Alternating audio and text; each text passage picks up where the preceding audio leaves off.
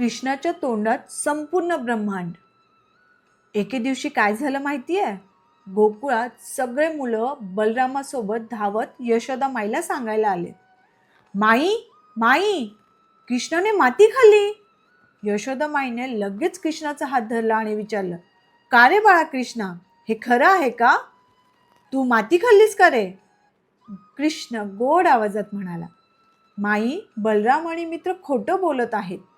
मी अजिबात माती खाल्ली नाही. तुम्हाला वाटत असेल की ते खरं बोलत आहेत तर माझं तोंड उघडून स्वतःच बघा. यशोदा माईंना म्हणताच कृष्णाने छोट्याशा आज्ञाधारक मुलासारखं आपलं तोंड उघडलं आणि मग यशोदा माई थबकल्या. त्यांना कृष्णाच्या छोट्याशा तोंडात काय दिसलं माहितीये?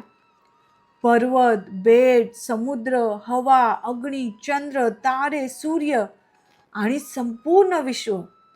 सगळीकडे सगळं कृष्णाच्या छोट्याशा तोंडात. यशोदा माईने स्वतःलाही पाहिलं, कृष्णाला मांडीवर बसून दूध पाजताना. त्यांना वाटलं, हे खरं घडतंय का की मी स्वप्न बघतीये? त्या क्षणी त्यांना काहीच सुचेनासं झालं.